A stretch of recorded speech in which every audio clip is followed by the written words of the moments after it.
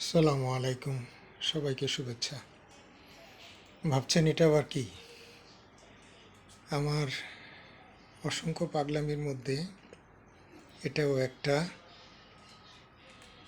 এটা মূলত আজকেই বিকালে নাটোর থেকে 3টা আঙ্গুরের চারা এনেছি। যেই চারাটা ওরা এইভাবে চমৎকার করে বক্সে এবং বস্তায় অসাধারণভাবে বেঁধে পাঠিয়েছে।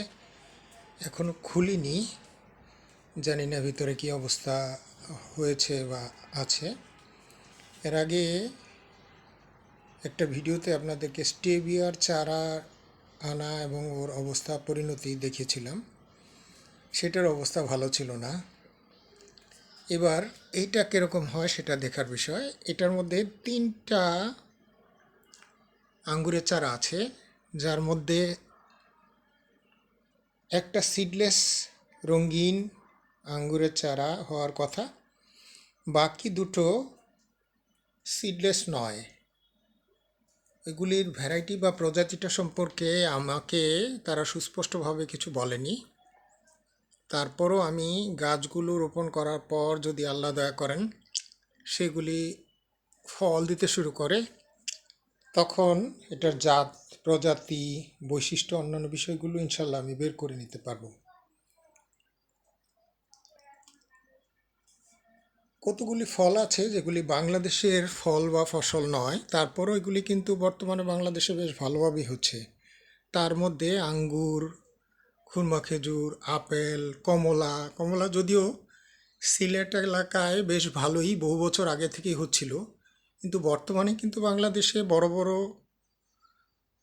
খামার বা বাগান আছে। স্পেশালি উত্তরবঙ্গে প্রচুর সংখ্যক বাগান রয়েছে, যা থেকে চমৎকার ফলন আসে।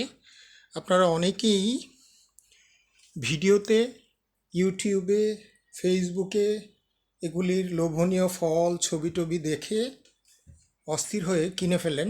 আমি পরামর্শ দিব, বড় ধরনের বাগান বা বিনিয়োগ করার আগে অবশ্যই প্রাথমিক পর্যায়ে সময় নিয়ে দু একটা চারা, জাত এগুলি নিয়ে নিজে কাজ করে নিজের এলাকায় ওইখানকার বাজার বাস্তবতা, বিক্রয়, ফল ফসলের উপযোগিতা, মিষ্টতা, গ্রহণযোগ্যতা এগুলি পরীক্ষা করে যাচাই করে নিজেরাই নিজের জাত বা চারা থেকে যেটা আপনার ওই এলাকায় সবচেয়ে ভালো হয়েছে এবং চাহিদাও সারা দেশে বা স্থানীয়ভাবে আছে, সেই ফল ফসলের চাষই করতে হবে।